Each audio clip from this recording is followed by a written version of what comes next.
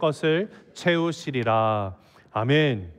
우리는 계속해서 기도 40일 돌파를 위해서 기도하면서 나가도록 하겠습니다. 사순절 기간에 우리가 기도하고 나갈 때 정말 하나님이 허락하시는 돌파를 경험하게 되는 것, 바로 이 브레이크트루가 기도 40일의 주제가 된다는 것입니다. 여러분, 돌파를 위한 기도 40일, 돌파의 기도는요 그냥 하는 기도가 아닙니다. 정말로 간절함으로 주 앞에 부르짖고 나가는 기도입니다. 여러분, 누가 브레이크트루를 위한 기도를 하고 나갈까요? 그것은 바로 삶에 큰 어려움이 있는 분들이 그런 기도를 할 것입니다. 삶에 어려움이 없고 풍요롭기만 한다면 브레이크트루라는 기도를 하지 않게 됩니다. 여러분은 어떤 어려움이 있으십니까? 어떠한 고통 가운데 계십니까? 혹시 이 자리에 예배를 드리기 위해서 오신 성도님들 가운데 밤에 잠을 못 잘 정도로 밤잠을 설치면서 고통 가운데 하루하루 지내고 계시는 분은 계십니까? 만약에 그러하시다면 정말 우리가 브레이크트루 기도를 함께 하고 나갈 때 우리가 시간을 정하고 장소를 정하고 금식도 하며 간절히 주님의 부르짖으며 주께서 나의 기도 가운데 이미 들어 응답하셨다는 사실에 감사함을 드리고 나가는 이 브레이크트루 기도를 드리고 나가는 저와 여러분 모두의 인생 가운데 하나님이 허락하시는 이 돌파를 모두가 경험하게 되시기를 간절히 바랍니다. 여러분, 이 브레이크트루 기도를 통해서 두려움과 절망의 홍해가 나의 삶 가운데 놓여있다 할지라도 이 홍해가 갈라지게 될 줄로 믿으시기 바랍니다. 우리가 많은 땅을 걸어가게 되는 역사 일어날 것입니다. 아무도 믿지 않으시나요? 만약에 홍해가 갈라지지 않으면 어떻게 될까요? 하나님께서 우리를 물 위로 걸어가게 하실 줄을 믿으시기를 간절히 바랍니다. 여러분, 오늘 주제는요, 우리가 기도 40일에 계속해서 진행되는 이 공동체 캠페인 가운데 오늘은 필요의 돌파를 위한 기도에 대해서 함께 살펴보기를 원합니다. 특별히 우리가 재정적인 필요에 대해서 나누려 합니다. 오늘 우리가 함께 읽은 이 빌립보서 말씀을 보면 사도 바울이 스스로 자기 생활에 대한 간증을 우리에게 해주고 있으면 보게 되는데요, 사도 바울은 어떤 형태에서든지 자주가 배웠다라고 고백을 하고 있습니다. 그래서 자신이 비천에 처할 줄도 알았고 풍부에 처할 줄도 알았기 때문에 모든 일에 배부르며 배고픔과 풍부와 궁핍에도 일치의 비결을 배웠노라 라는 자신의 고백이 나오고 있습니다. 자, 그러하다면 오늘 예배를 드리고 나오고 있는 저와 여러분의 인생은 어떤지 한번 또 생각해 봤으면 좋겠습니다. 사도 바울이 경험한 하나님, 사도 바울이 만나게 된 하나님이 오늘날 저와 여러분의 동일한 하나님 되심을 믿으십니까? 자, 그러하다면 지금 사도 바울이 말하는 어떤 상황 가운데서 자신은 자족함을 얻었다라고 하는 이 고백이 저와 여러분의 인생 가운데도 동일한 고백으로 드리고 있습니까? 아주 솔직합니다. 여러분, 한국에서 이런 설문조사가 있었어요. 한국에 살아가는 한국 그 시민들 가운데 중산층에 해당하려면 어떠해야 되는지에 대한 설문조사였습니다. 첫째로는 빚이 있으면 안 됩니다. 둘째로는요, 40평 이상 되는 전세 없이 40평 되는 내 이름으로 되어 있는 아파트가 있어야 되고요, 한 달에 평균 최소 500만 원 이상의 월급, 봉급이 있어야 됩니다. 그뿐만이 아니라 내 그 은행의 잔고가 1억 원은 있어야만 합니다. 그리고 거기다 더 나가서 1년에 한두 번은 해외여행을 갔다 올 수 있으면 한국에서 중산층으로 분류가 될 수 있다라는 설문조사였습니다. 자, 한국의 기준을 우리가 생각해 봤을 때, 그리고 지금 오늘날 저와 여러분의 인생을 바라보면서 과연 몇 명이나 나는 적어도 한국의 기준에 중산층에 해당한다라고 말할 수 있는 분이 계실까요? 만약에 저와 여러분의 인생이 나는 한국에서 말하는 중산층에 해당도 안 되는구나 라는 사실로 인해서 갑자기 이 예배 시간에 불행하게 느껴지는 분이 계십니까? 여러분, 한국의 자신이 하위 계층에 속한다라고 생각하는 비율이 50% 이상이라고 합니다. 자, 그러면 우리가 살아가고 있는 이 미국은 어떨까요? 미국의 현실에 대해서는 여러분, 미국이 정말 사람들이 미국이라는 나라를 생각하면 부자 나라라고 생각합니다. 그러기 때문에 아메리칸 드림을 가지고 미국에 와서 이민자로 와서 이곳에서 신분을 해결하고 삶의 터전을 만들어 갑니다. 그런데 와서 진짜 실질적으로 우리가 살아가는 미국에서의 생활을 보면은요, 미국에 있는 시민들의 8명 중에 1명이 바로 빈곤층에 속하는 사람이라고 합니다. 전체 인구의 15%가 빈곤층입니다. 그리고 우리가 사는 이 미국의 생활을 보면 다달이 월세 내느라 급급합니다. 얼마나 많은 유틸리티 빌이 날라오는지 맨날 청구서 내느라 급급합니다. 어떻게 보면 한 달 한 달 매일 살아가는 목적이 내가 내야 되는 이 비용들을 감당하기 위해서 내가 돈을 벌고 있는 것은 아닌지라는 착각이 될 정도입니다. 경제 컬럼니스트 중에 퀸틴 포트레이라는 분이 있는데 이분이 쓴 리포트의 타이틀이 정말로 저에게 인상 깊게 각인이 되었습니다. 뭐라고 말하냐면 미국의 현실을 얘기하는데요. Millions of Americans are one paycheck away from the streets. 수백만 명의 미국 시민들이 길거리에 주저앉아 앉기 위해서는 단 한 달의 체크를 받지 못하면 그렇게 될 것이다 라는 것이 경제 컬럼니스트가 쓴 리포트의 타이틀이라는 것이에요. 자, 이것이 우리가 살아가고 있는 삶의 현실이라고 말해도 틀리지는 않을 것입니다. 자, 그러하다면 우리 사랑하는 새생명교회 가족 여러분, 여러분의 형편은 어떠하십니까? 만약에 만족할 만하다면 정말로 감사한 일이지만 불만족 정도가 아니라 불안할 만큼 힘든 상황에 놓여서 살아가는 것이 우리의 현실이 아닌지 우리가 생각을 해보게 되는 것 같습니다. 자, 그러한 우리의 삶 가운데 중요한 사실이 무엇인지를 사도 바울이 우리에게 이 빌립보서라는 서신을 통해서 깨닫게 해주고 있는데 그것이 무엇이냐면 바로 자족의 비결을 배우는 것이 정말로 중요하다는 사실입니다. 자, 여러분, 자족이라는 말에 반대되는 말이 무엇일까요? 자족에 반대되는 말을 생각해 보면 아마 불평, 불만 또는 원망이라는 단어를 떠올리면 자족의 반대가 될 것이라 생각이 됩니다. 불평하고 원망을 합니다. 우리의 상관은 무엇인가 어려움에 처하면 우리는 푸념을 하기 시작을 합니다. 그런데 우리가 불평하고 원망을 했을 때 거기에 대한 결과가 어떻게 될까요? 우리의 그 상황이 갑자기 정말 급변하면서 좋아지는 것을 우리가 경험하게 됩니까? 아닙니다. 우리의 괴로움이 사라집니까? 아니죠. 오히려 내 자신에게 악영향만 미치게 되는 것을 우리가 경험합니다. 심적으로 힘든 것뿐만 아니라 외적으로도 힘듦이 생깁니다. 어떤 힘듦이 생길까요? 갑자기 이마에 어제 없었던 주름 하나가 딱 생기기 시작을 합니다. 그 다음날 일어났더니 머리에 흰머리가 한 가닥씩 더 나기 시작을 합니다. 여러분, 원망이 많은 사람은요 그렇게 외적으로도 그러나 내적으로 너무도 힘든 시간을 보내게 된다는 것이죠. 하지만 여기서 그치면 그나마 다행일 텐데 더 문제는요 다른 사람들에게도 악영향이 미친다라는 것입니다. 만약에 우리의 삶 가운데 주변에 원망과 불평을 막 푸념하는 늘여놓는 사람이 한 사람만 있어도 그 사람을 인해서 주변에 있는 모든 사람들이 불안해집니다. 아니, 함께 상종하고 싶지 않은 것이 우리의 인생의 모습이죠. 자, 성경 말씀을 보면은요 구약 시대에 정말로 원망과 불평을 늘여놓았던 사람들이 등장하는 것이 출애굽기에 나오는데요. 이스라엘 백성들이죠. 이스라엘 백성들이 애굽에서 430년 동안 노예로 살아갔었습니다. 하나님 앞에 울부짖습니다. 우리 좀 구해달라고. 그랬더니 하나님이 그 기도 가운데 응답하시고 그들을 출애굽시키셨죠. 어마어마한 기적이 일어나죠. 10가지 재앙을 통해서 그들을 정말 하나님이 참된 하나님이심을 그들에게 보이시고 참된 하나님이 그 애굽의 바로로부터 굴복하게 하고 이들을 보내십니다. 나가서 기쁨과 축제가 되었어요. 홍해가 가로막는 사건이 일어납니다. 뒤에서 애굽 군대가 쫓아옵니다. 이제 나 죽었거나 진퇴양난이죠. 앞으로 뒤로도 갈 수 없어요. 그러나 그 상황 가운데 하나님이 어떻게 하시는가 봤더니 홍해를 가르칩니다. 마른 땅을 이스라엘 백성들이 건넙니다. 원수된 자들은 다 물에 숨을 되어 버렸습니다. 이것을 통해서 이스라엘 백성들이 찬양을 합니다. 하나님 정말 놀라시다. 와, 우리를 구원하신 하나님이 나의 하나님이야. 그런데 한 달이 지났어요. 광야에서 생활하는 것은 그들이 피할 수 없는 상황이었습니다. 분명히 필요한 것이었어요. 그런데 한 달 후에 먹을 것과 음식물이 떨어지니까 그들이 어떻게 불평불만하는지 우리가 아마 기억할 것입니다. 내가 애굽에 떠나지 않았으면 좋았을 것을 네 모세 때문에 나갔고 말이야. 나 이제 다 죽게 생겼어. 아니 내가 너네 기억하지? 내가 애굽의 가마 앞에 고기 가마 앞에 우리가 있었잖아. 근데 나와가지고 이제는 고기도 먹지 못하고 이제는 또 물도 없으니 야 이제 죽게 생겼구나. 그들이 막 불평 원망을 막 늘여놓고 있습니다. 그런데 이것을 하나님이 바라보시면서 나중에 모세에게 뭐라고 말씀하셨냐면 내가 이 백성이 나에게 원망과 불평을 늘여놓은 것을 내가 들었다라고 하셨어요. 사랑하는 성도 여러분, 우리가 인생의 환경에 대해서 어떤 원망과 불평을 할 수 있습니다.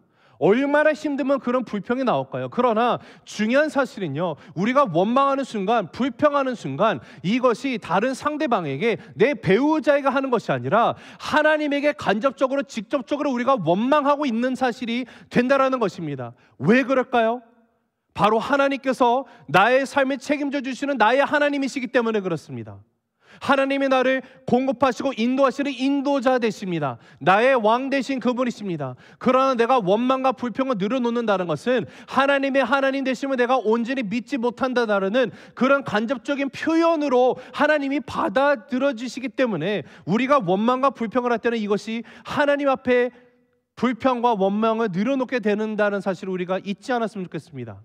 이들이 그렇게 했을 때 그 결과가 어떻게 됐죠?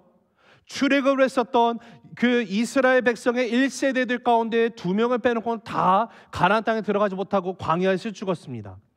근데 이 스토리를 잠깐 생각해 보면 마치 우리의 인생에 이런 그 상황에 놓여 있는 것은 아닌지 비슷하다는 생각을 하게 됩니다. 우리가 신앙생활을 하는데 우리가 살아가는데 이러한 세상 가운데서 정말 좋을 수도 있고 나쁠 수도 있고 어려움도 많고 정말로 이게 굴곡이 심한 이런 세상입니다. 그런데 이러한 곳에서 마치 우리도 이스라엘 백성의 광야를 지나는 듯한 그런 삶으로 살아가다 보니까 이 세상 가운데 여러 가지 불편한 점들을 우리가 많이 겪게 됩니다. 하지만 그런 상황 가운데서 정말로 중요한 것은 우리가 자족의 비결을 배워야만 하는 거예요. 자족의 비결을 배우지 못하면 주님께서 우리에게 주시는 참된 평화를 우리가 누리지 못한다라는 사실입니다. 자, 오늘 자족을 말하고 있는 사도 바울은요, 체념했기 때문에 어떤 기대도 없이 그냥 자가 최면을 걸면서 나는 자족해라고 말한 사람이 아닙니다. 여러분, 사도 바울처럼 정말 치밀하게 살아간 사람이 없었어요. 정말 끝까지 정말 그 천막을 만들어가면서 선교 비용도 벌어가고요, 치열하게 복음을 전파하기 위해서 한평생을 살아간 사람입니다.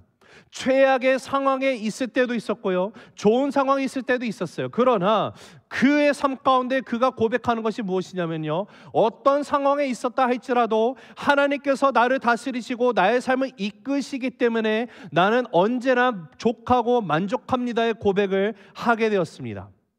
자, 오늘 이 바울 서신에 이 빌립보서의 그 상황을 잠깐 살펴보면 바울이 지금 이 서신을 쓸 때는 감옥에 갇혀 있는 상황입니다. 자, 로마 감옥에서 갇혀 있고 자기가 언제 사형 판결을 받게 될지도 모른다라는 그런 생각 또한 갖고 있는 사도 바울입니다. 바울이 심각한 이 수감 소식을 빌립보 교회 성도들도 듣게 되었어요. 그리고 이 소식을 듣자마자 그들이 어떻게 했냐면 급하게 헌금을 모아서 에바브로디도를 통해서 이 사랑의 헌금을 바울에게 보냈습니다. 아마 빌립보 교인들은 이 헌금을 보내면서 어떻게 보면 보석금을 내서라도 사도 바울이 석방되기를 바라고 있었던 것 같습니다. 그런데 사도 바울이 이 후원금을 받고 빌립보 교회에게 이 서신을 쓰면서 어떠한 내용으로 썼는지가 오늘 그 본문 가운데 나오고 있는데, 즉 여기 보면 후원금에 대한 감사보다는 오히려 이런 것을 보내지 않아도 난 충분히 자족하다라는 것을 더욱더 강조하겠습니다. 분명히 이 헌금을 받은 것에 대한 감사가 있으나 그보다 더 중요한 것이 나는 충족하다, 자족한다라는 것이 강조하고 있어요. 우리 성도들 뭐 이런 거 다 나한테 보내주고 그래요, 이런 것이 아니에요. 자, 그러면 왜 사도 바울이 굳이 자신이 자족하고 있는 이 믿음을 여기서 빌립보 교인들에게 강조를 하고 있을까요? 자신이 위해서 귀한 헌금을 보내줬으면 너무 감사하다라고 말하는 것이 마땅할 텐데, 물론 그것도 이야기를 하지만 그보다 자족함에 대해서 왜 더 강조를 하고 있을까요? 사도 바울이 어떤 자격지심 때문에 이렇게 얘기하는 걸까요? 결단코 그렇지 않습니다. 지금 사도 바울이 이렇게 말하는 이유는요, 현재 빌립보 교회의 형편도 결코 만족스러운 상황이 아니기 때문에 그래요. 그러한 빌립보 교회에 있는 성도들에게 바울이 자족하는 믿음을 본인이 알고 깨닫게 된 것처럼 당신들도, 여러분도 나와 같이 나를 본받으십시오라고 말을 하고 있는 것을 우리가 보게 됩니다. 우리가 빌립보서에는 나와 있지 않지만 사도 바울이 쓴 다른 서신, 고린도 교회를 향해서 쓴 서신을 살펴보면요, 빌립보 교회 성도들의 형편이 얼마나 어려웠는지에 대해서 우리가 알게 됩니다. 빌립보 교인들이 극심한 박해 속에 있었어요. 정말 가난한 중에서도 바울의 선교를 돕기 위해서 힘에 지나도록 그들이 후원금을 모으고 기도하는 마음으로 사랑으로 정성으로 보내며 동참했다는 사실을 알립니다. 그 이유는 고린도 교회가 전혀 콧방귀도 끼지 않았기 때문이에요. 각성하라는 뜻에서 말하는 거예요. 왜냐하면 고린도 교회는 엄청나게 그 부자들이 많은 교회였거든요. 풍요로움 속에 있었던 교회였습니다. 그럼에도 불구하고 선교에 동참하지 않아요. 하지만 빌립보 교회처럼 궁핍하고 박해당하는 이 교회가 정말 어려운 살림을 정말 털어내면서까지 후원금을 모금하고 보낸 것을 보고 사도 바울이 너무도 고맙기도 하면서 또 안쓰러운 마음이 들었을 것입니다. 그러하기 때문에 빌립보 교회가 힘든 시련을 그들이 어떻게 이길 수 있는 이 비결이 정말 어디 있는가를 자신이 함께 나누고 그들에게 이 사실을 더욱더 전하고 싶었던 사도 바울의 마음이 전달이 되고 있는 것이 오늘 바울 서신에 나와 있는데요, 그것은 바로 자족하는 마음을 갖도록 권면하는 데서 우리가 그것을 발견하게 됩니다. 자, 그러면 사도 바울이 말하는 자족의 비결이 과연 무엇일까요? 우리가 오늘 특별히 계속해서 진행되는 기도 40일 기간 가운데 우리의 필요의 돌파를 위해서 함께 기도하고 나갈 때 우리가 반드시 배워야 하는 필요의 돌파를 이끌어오는 그 기도는 어떠한 기도가 되어야만 하는지 오늘 말씀을 통해서 세 가지를 여러분과 나누도록 하겠습니다. 자, 첫 번째는요, 하나님이 공급자이심을 믿고 기도해야만 합니다. 자, 같이 읽어보실까요? 시작. 하나님이 공급자이심을 믿고 기도하라. 한 번 더 읽습니다. 시작. 하나님이 공급자이심을 믿고 기도하라. 자, 우리 19절 함께 읽습니다. 시작. 나의 하나님이 그리스도 예수 안에서 영광 가운데 북풍성한 대로 너희 모든 쓸 것을 채우시리라. 자, 하나님은요, 분명한 사실이 있습니다. 우리의 욕심을 채우시는 분이 아니십니다. 그러나 하나님은 우리의 필요는 반드시 채워주신다라고 약속하신 분이시고, 그 약속을 예수 그리스도 오시는 그날까지, 우리가 천국에 다다라는 그날까지 반드시 이행해 주시는 우리의 하나님이심을 믿으시기 바랍니다. 오늘 19절 말씀을 보면은요, 영어로는요, My God will supply every need of yours. 우리의 모든 필요를 하나님이 supply, 공급해 주신다라고 말합니다. 즉, 하나님께서 우리의 공급자 되신다라는 것이에요. 여러분, 필요한 것이 있으시면은요, 하나님 앞에 간구하고 나가시면 돼요. 간구하시기 바랍니다. 여러분, 필요한 것이 있다는 사실이 축복인 거 아십니까? 우리가 필요를 위해서 간구하면 어떤 역사가 일어날까요? 하나님을 만나게 되는 기회가 된다는 사실이에요. 필요한 것 때문에 우리는 날마다 하나님께 간구합니다. 필요한 것이 없으면요, 사람은요, 하나님 찾지 않습니다. 우리가 기도하는 내용들을 보면 나의 삶 가운데 어떤 필요가 있기 때문에 그리고 그 간구함을 통해서 하나님을 만나게 되고, 또 하나님이 우리를 찾아와서 계속해서 만나주시고 우리의 필요를 정말 그 공급해 주시는 것을 우리가 경험하게 된다는 것이에요. 그러하기 때문에 필요를 통해서 우리가 누리는 축복은요, 바로 공급자 되신 하나님이 나와 함께 하신다는 사실을 먼저 깨닫게 되는 것이에요. 하나님과 깊은 교제를 나누게 되는 것입니다. 여러분, 우리가 아무런 필요가 없다라는 것이 축복으로 생각을 하지만 필요가 없는 것이 꼭 좋은 상태는 아닙니다. 때로는요, 우리의 인생 가운데 적당한 결핍이 있는 것이 오히려 더 축복입니다. 적당한 결핍이 있는 상태가 되어야지만, 다시 말씀드려요, 그래야지만 우리는 하나님을 바라봐요. 하나님을 바라보고 나가다 보니까 그 적당한 결핍이 오히려 하나님을 더욱더 나의 삶 가운데 가깝게 만나게 되는 계기가 된다는 것이죠. 여러분, 제가 목회를 하면서 목회자는 여러분이 아시는 것처럼 그렇게 풍요로운 삶을 누리지 못하는 경우가 너무도 많죠. 이 지역의 아틀란타 지역에 있는 많은 목사님들 제가 만나서 함께 교제를 나눠보니까 투잡, 쓰리잡 뛰시는 분들 정말 많습니다. 그럼에도 불구하고 정말 주님이 주신 사명을 위해서 그 평생을 바치면서 나가요. 세상의 기준 보면 멍청한 짓입니다. 미련한 짓이에요. 그러나 왜 그렇게 하면서 나갈까요? 근데 그런 목사님과 함께 교제를 나누다 보면 그 삶 가운데 불평불만을 찾아볼 수가 없어요. 금요 홀리 웹에 나오신 분들은 아마 기억하시겠지만, 저도 사역이라 하면서 처음 배우면서 정말로 많은 어려움이 있었습니다. 경제적으로 생활도 되지 않았었고요. 그러나 그런 상황 가운데 저는 솔직히 하나님 앞에 원망도 많이 해봤었습니다. 하나님, 내가 왜 이런 대우를 받으면서 왜 이런 사역을 해야 될까요? 근데 저에게는 분명히 필요한 하나님의 훈련의 시간이었었습니다. 그리고 그 시간 동안에 하나님께서 저에게 주신 정말로 위로의 말씀, 그리고 오늘도 저는 날마다 매일마다 이 말씀을 기억하며 기도하며 간구하고 나가는 것이 있는데, 그것이 바로 잠언 30장 8절 하반절과 9절의 말씀입니다. 한번 여러분과 함께 나누기 원하는데 한번 같이 읽어보겠습니다. 시작. 나를 가난하게도 마옵시고 부하게도 마옵시고 오직이 필요한 양식으로 나를 먹이시옵소서. 혹 내가 배불러서 하나님을 모른다, 여호와가 누구냐 할까 하오며, 혹 내가 가난하여 두둑질하고 내 하나님의 이름을 욕되게 할까 두려워함이니이다. 주님, 나를 가난하게도 마시고 부하게도 마시고 오직 필요한 양식으로 나를 채워주시길 바랍니다. 여러분, 지금까지 이렇게 신앙생활을 하면서 하나님과 동행하는 삶을 살기 위해서 무단히 노력하면서 나가다 보니까요, 가장 귀한 고귀한 축복이 어딘가 봤더니 매일매일 하루의 삶이 하나님과 동행하는, 하나님이 공급해 주시는 것을 경험하고 나아가는 삶이 가장 축복된 삶이라는 것을 제가 제 간증을 통해서 여러분에게도 드릴 수 있습니다. 내일 일을 염려하지 않게 돼요. 아니, 할 필요가 없어요. 하루하루 주님과 동행하고 나가는 것이 가장 귀한 복이라는 것이에요. 여러분, 이 세상을 창조하시고 다스리시는 하나님이, 그 하나님이 오늘날 저와 여러분의 공급자이시라는 사실이에요. 그 하나님만을 온전히 의지하고 나가시면 된다라는 사실입니다. 이 공급자 되시는 하나님이 어떤 하나님이십니까? 저와 여러분을 살리기 위해서 그 독생자 예수 그리스도도 아낌없이 우리에게 내어주신 하나님이세요. 십자가에 죽게까지 내어주신 하나님이십니다. 그런 하나님께서 하물며 어찌 오늘날 저와 여러분의 상관의 필요를 채워주시지 아니하시겠습니까? 여러분, 모든 필요 가운데 간구하시기 바랍니다. 사소하게 생각되는 것도 이것이 나의 삶에 정말 필요한 것이면 구하시기 바랍니다. 우리 너무 고상하게 젠틀하게 신앙생활하지 마시고요, 어떤 것이든지 필요한 것이라면 하나님 앞에 담대히 우리는 구하고 나갈 수가 있어요.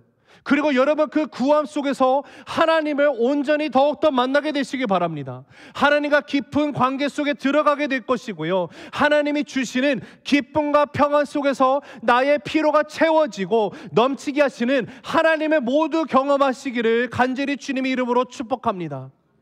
여러분, 하나님이 나의 공급자 되심을 믿으시고 나의 공급자이신 하나님 앞에 기도하십시오.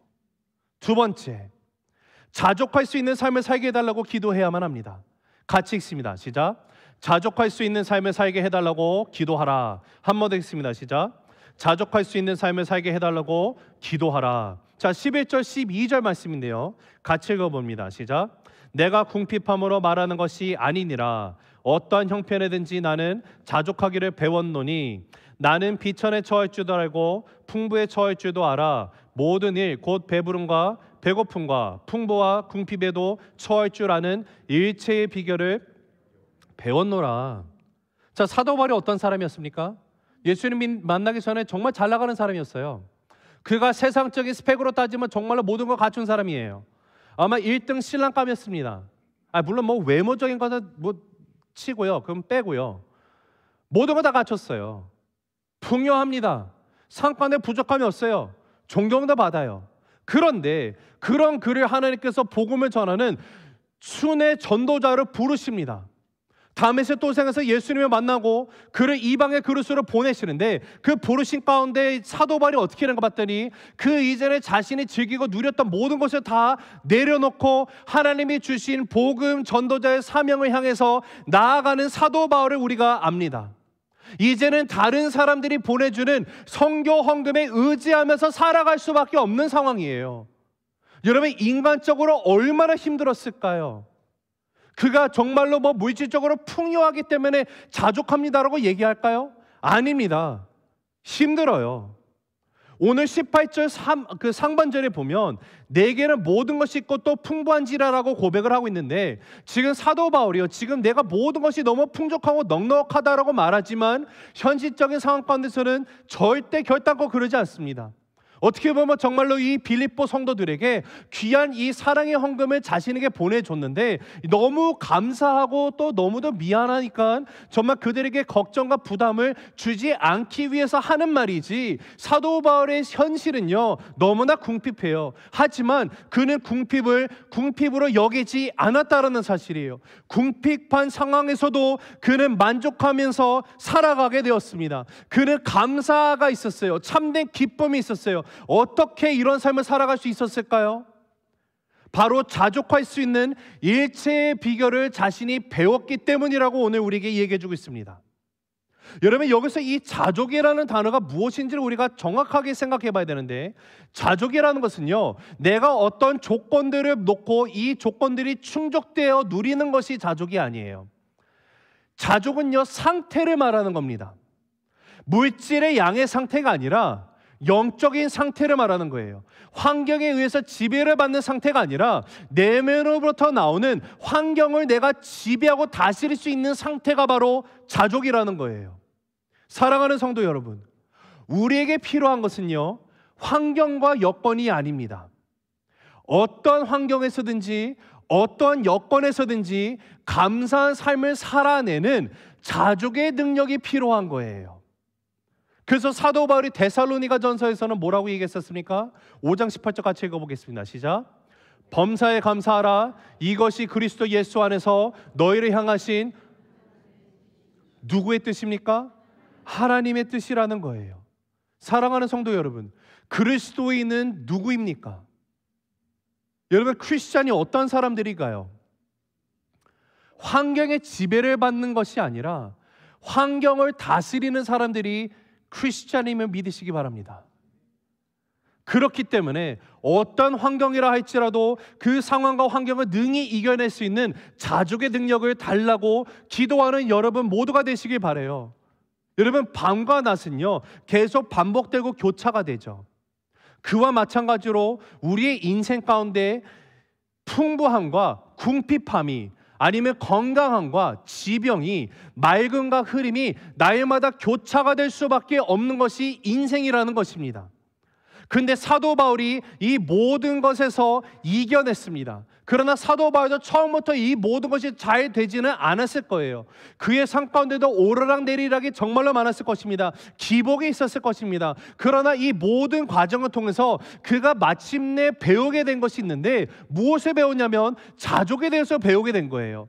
가만히 있어서 주어지는 것이 자족의 결단코 아닙니다. 일생을 거쳐서 정말 모든 이런 시행착오를 거쳐서 우리가 배우게 되는 것이 자족이라는 것이에요. 이 자족은요 우리가 배우게 되면 비관적이고 비판적이고 비교의식과 열등감 갖고 있는 것들이 다 사라지는 것을 느끼게 되고요, 자족을 배운 후에 우리의 삶 가운데 가득 차고 넘치게 되는 것이 무엇인가 생각해 보면 나의 삶 가운데 자신감이 생깁니다. 평강이 있어요. 기쁨이 끊이잖아요. 정말 찬양하게 돼요. 그리고 주를 예비하며 나아가는 인생이 될 수가 있어요. 왜냐하면은요 여러분, 이 자족의 비밀, 이 자족의 원천이 어디에서부터 주어지는 것인지 우리가 반드시 기억을 해야 됩니다. 그것은 바로 예수 그리스도를 통해서예요. 자족이라는 것은 self-sufficient가 아닙니다. 자기의 만족이 자족이 아니에요. 자족은요 God sufficient, 하나님으로 만족하는 것이 자족임을 믿으시기 바랍니다. 사도 바울은 지금 이 비밀을 터득한 거예요. 그 능력이 어디서 나온다고 말합니까? 오늘 본문의 13절을 읽어보면 이렇게 말합니다. 읽습니다. 시작. 내게 능력 주시는 자 안에서 내가 모든 것을 할 수 있느니라. 아멘이십니까? 자, 우리가 너무도 좋아하는 구절이에요. 적어도 교회에서 신앙생활을 했다고 하면, 그리고 내가 성경 말씀의 구절을 외운다고 하면 적어도 빌립보서 4장 13절은 빠지지 않고 나오는 리스트 탑 10에 들어가 있습니다. 아니 탑 5에 들어가 있어요. 내게 능력 주신 자 안에서 내가 모든 것을 할 수 있다. 여러분, 얼마나 멋진 구절입니까? 근데 지금 오늘 이 본문에서 바울이 말하는 내용이 무엇이냐면요, 이 말씀은요 내가 원하는 것은 무엇인지 내가 할 수 있다는 뜻이 절대 아닙니다. 예수 그리스도 안에서 나는 자족할 수 있다라는 뜻에서 말하는 것이 지금 내게 능력 주시는 자 예수 그리스도가 내 안에 계시기 때문에 내가 모든 상황 가운데서도 자족함으로 나갈 수 있습니다의 고백이 지금 빌립보서 4장 13절의 고백이에요. 모든 형편에 자족할 수 있는 능력이 오직 예수 그리스도를 통해서 주어진다는 사실을 바울이 깨닫게 된 거예요. 내가 자족하며 살아갈 수 있는 것은 예수님 안에 내가 거하는 것이구나를 깨닫게 된 거예요. 말씀으로 오신 예수 그리스도, 그분이 여러분의 인생 가운데 주인이 되심을 고백하시기 바랍니다. 여러분, 말씀이신 그분이 성육신 하셔서 이 땅에 오셔서 주님의 말씀이 무엇인지 우리가 알게 하셨어요. 그분이 십자가에서 나를 위해서 대신 내 죄값을 짊어지시고 죽으시고 부활하셨어요. 누구든지 예수 그리스도를 나의 삶의 인생의 주인으로 구주로 영접하는 자들에게는 하나님의 아들 딸이 되는 권세를 주셨습니다. 만일 너희가 너희 입으로 예수를 주라 시인하고 마음으로 하나님이 그를 죽은 자 가운데서 살리셨노라 믿으면 너희가 구원을 얻는다라고 말씀하셨습니다. 말씀이신 예수 그리스도가 나의 인생 가운데 함께 계십니다. 내 안에 계십니다. 그런데 이 예수 그리스도가 나의 삶 가운데 자족하게 하는 능력을 내가 더욱더 차고 넘치도록 채우고 살아가기 위해서 반드시 필요한 것은요, 사랑하는 성도 여러분, 날마다 말씀을 묵상하시기 바랍니다. 말씀을 묵상하시고요, 기도 가운데 힘쓰므로 하루하루를 시작하시기 바랍니다. 그러할 때 우리는 비로소 예수 그리스도를 온전히 바라보게 되는 훈련이 시작이 되고요, 예수님 안에 붙들게 되고요, 주님 안에서 참된 능력이 있음으로 말미암아 내가 모든 상황 가운데서도 자족할 수 있는 이 능력 가운데 나갈 수 있습니다의 빌립보서 4장 13절의 고백이 참되게 저와 여러분의 고백이 될 줄로 믿습니다. 여러분, 우리는 어떤 상황이라 할지라도 예수 안에만 내가 있다면 나의 마음 가운데 주께서 주신 평안과 기쁨과 만족은 결단코 사라질 수 없다라는 사실이에요. 우리는 항상 승리하는 삶으로 살아갈 수밖에 없습니다. 여러분, 환경과 상황으로 인해서 내 마음 가운데 있던 평안과 기쁨, 이런 것이 사라지고 불안함이 생기기 시작합니까? 그것은요, 나의 인생의 주인하시도 예수님이 아니시다라는 사실이에요. 예수님이 정말로 나의 인생 가운데 주인 되신다는 사실을 내가 정말로 믿으면요, 이것은 사라질 수 없는 평안과 기쁨과 만족을 주께서 주시는 것임을 우리가 깨달으시기 바랍니다. 여러분, 우리 자족할 수 있는 삶을 살아갈 수 있도록 우리 간절히 기도하는 우리 모두가 되시기 바랍니다. 마지막으로 세 번째는요, 믿음으로 드림의 삶을 살 수 있어야만 합니다. 자, 함께 같이 읽으실까요? 시작. 믿음으로 드림의 삶을 살 수 있게 해달라고 기도하라. 한 번 더 있습니다. 시작. 믿음으로 드림의 삶을 살 수 있게 해달라고 기도하라. 자, 15절 16절 말씀을 같이 읽습니다. 시작. 빌립보 사람들아, 너희도 알거니와 복음의 시초에 내가 마게도냐를 떠날 때에 주고받는 내 일에 참여한 교회가 너희 외에 아무도 없었느니라. 데살로니가에 있을 때에도 너희가 한 번뿐 아니라 두 번이나 나의 쓸 것을 보내었도다. 자, 로마에 있는 사도 바울에게 빌립보 성도들이 선교 헌금을 보내주었습니다. 그 선물을 받고 너무나 감사하고 기쁨이 넘쳤죠. 근데 이 감사와 기쁨이 사도 바울이 자신의 어떤 물질적인 것에 채워졌기 때문에 감사하는 것이 아니에요.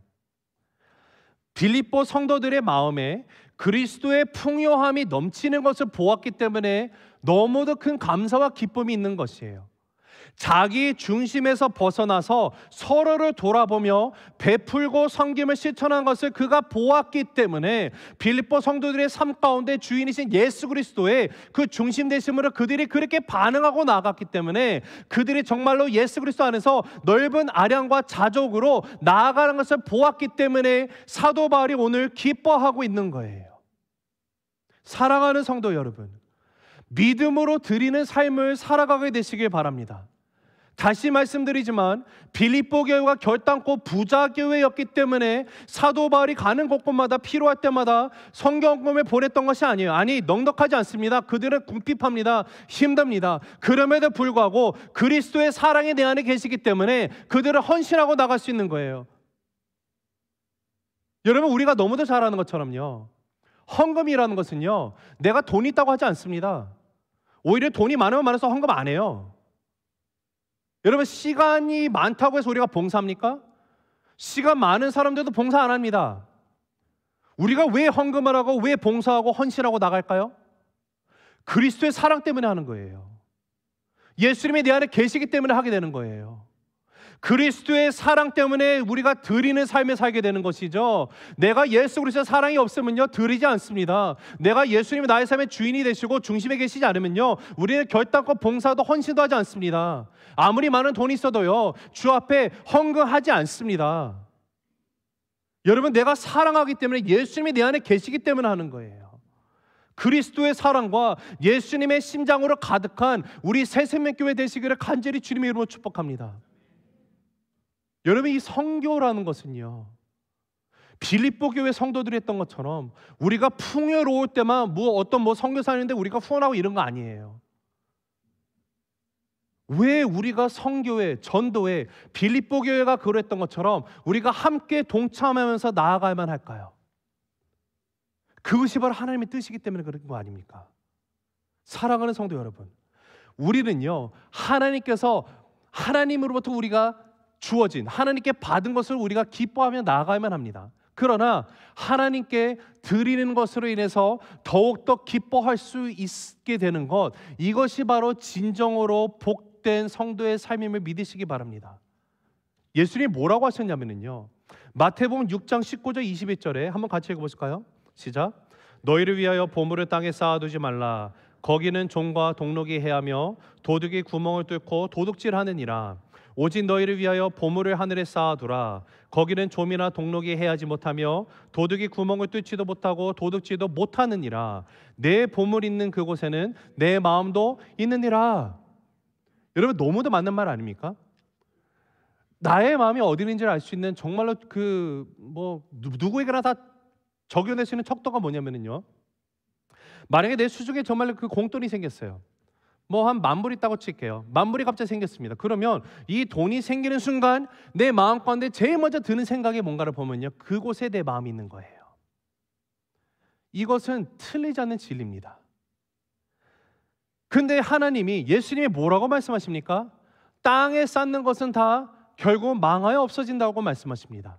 혹시 여기 계신 분 가운데 여러분의 은행 잔고에 여러분이 한 100만 불의 캐시가 있다고 치겠습니다. 이것을 모아놓는다고 할지라도 여러분이 이 세상을 떠나게 될 때 이거 내가 다 가지고 와서 천국에서 누리며 살 거야 라고 말할 수 있는 분이 계실까요? 아닙니다. 놓고 가야 되는 거예요. 없어질 수밖에 없는 것입니다.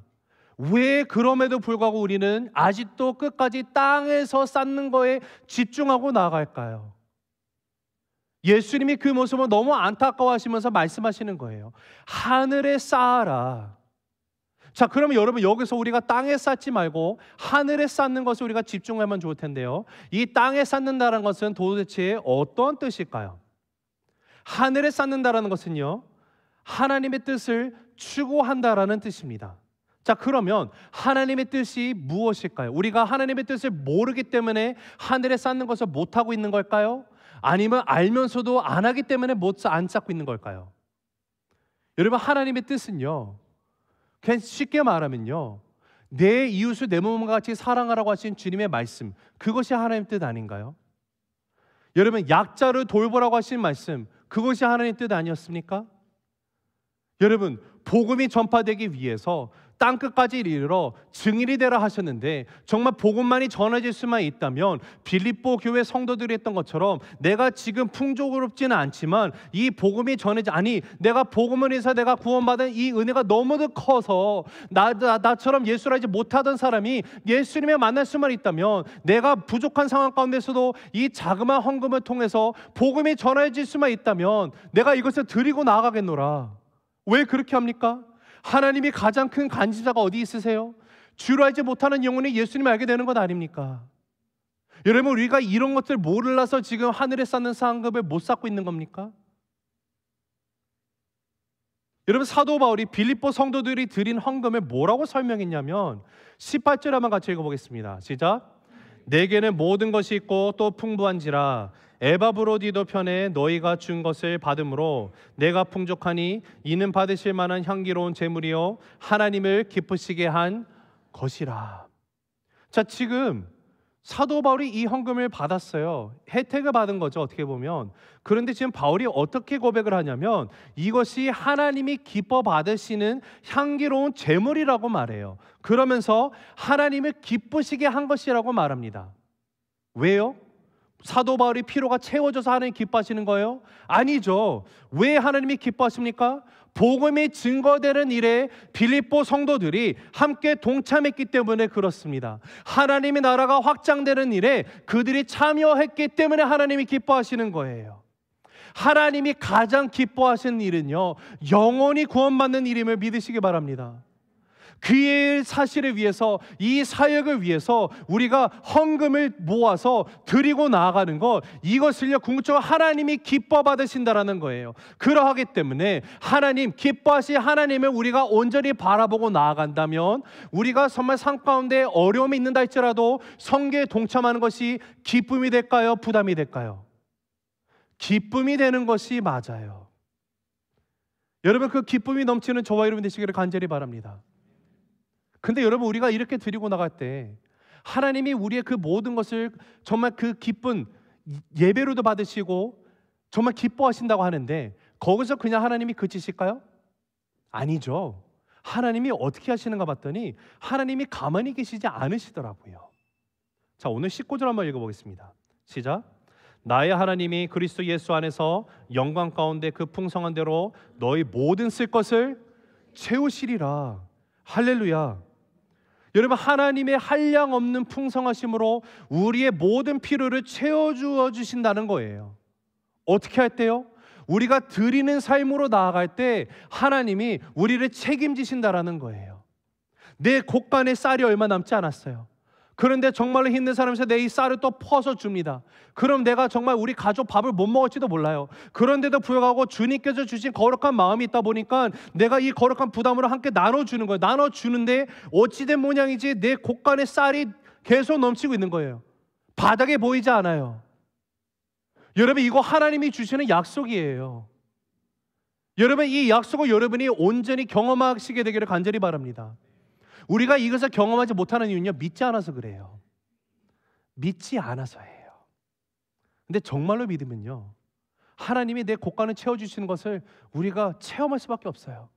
왜 채워주시는가 봤더니 이 채워주심으로 해서 우리가 계속해서 하나님의 뜻을 살아가도록, 영원 구원을 위해서 우리가 계속해서 아낌없이 나아가도록 주시는 하나님을 우리 함께 경험하는 인생 되시기 바랍니다. 말씀을 맺습니다.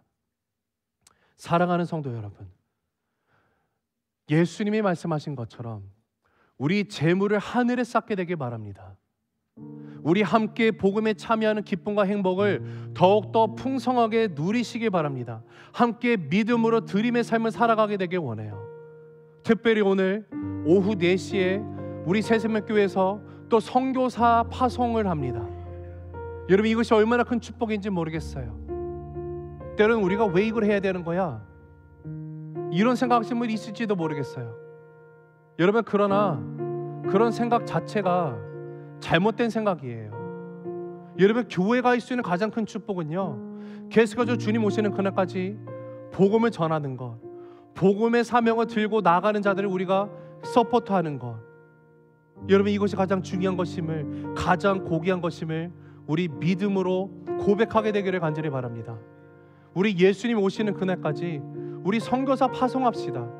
예수님 오시는 그날까지 우리가 선교사로 나갑시다. 하나님의 뜻을 위해서 우리가 구하고 나갑시다. 하나님이 우리의 삶 가운데 공급자 되심을 믿음으로 기도하고 나가는 저와 여러분이 될 때 우리의 삶에 필요한 모든 거 하나님이 채워주시는 거 경험합시다. 자족할 수 있는 삶을 살게 하여 주시옵소서. 우리 기도하고 나갑시다. 믿음으로 드림의 삶을 살게 하여 주시옵소서. 우리 기도합시다. 그러할 때 분명히 여러분의 셈이, 여러분의 삶의 그 기쁨의 셈이 말라버리는 삶이 아니라 영원히 마르지 않는 기쁨의 셈이 흘러 넘치게 될 줄로 믿습니다. 우리 마지막으로 마태복음 6장 31절에서 33절 예수님께서 우리에게 주신 약속의 말씀입니다. 우리 함께 이 말씀을 믿음으로 함께 읽고 선포하시며 오늘 말씀을 마칩니다. 같이 읽습니다. 시작. 그러므로 염려하여 이르기를 무엇을 먹을까 무엇을 마실까 무엇을 입을까 하지 말라. 이는 다 이방인들이 구하는 것이라. 너희 하늘 아버지께서 이 모든 것이 너에게 있어야 할 줄을 아시느니라. 그런즉 너희는 먼저 그의 나라와 그의 의를 구하라. 그리하면 이 모든 것을 너희에게 더하시리라. 아멘. 아멘. 기도하시겠습니다. 우리 시간 기도할 때 우리 들은 말씀 생각하며 지금 성령 하나님이 나의 마음 가운데 주시는 어떠한 고백이 있습니까? 우리 그 고백 가운데 반응하기 원합니다. 또 사랑하는 성도 여러분, 인생의 피로 너무도 많죠. 우리의 필요를 채워주시는 하나님을 온전히 의지하시기 바랍니다. 하나님이 약속해 주셨어요. 너의 필요한 모든 거 내가 채워줄 거야. 걱정하지 마. 무엇을 입을까 먹을까 마실까 이런 거 너네 고민 안 해도 돼. 내가 책임져. 다만 나의 나라와 나의 의를 위해서 너희가 구하면서 나갈 수 있겠니? 내가 주인 된 삶을 너희가 살아갈 수 있겠니? 나만 바라보면서 나아가겠니? 이 주님의 부르심 가운데 우리 온전히 반응했으면 좋겠습니다. 우리 함께 기도하실 때요, 우리 다시 한번 성령 하나님 주시는 마음 가운데 우리 온전히 반응하고 나갈 때 우리의 삶 가운데 모든 피로가 돌파가 일어나는 것을 체험하게 되는 귀한 인생 되도록 우리 함께 기도하십시오.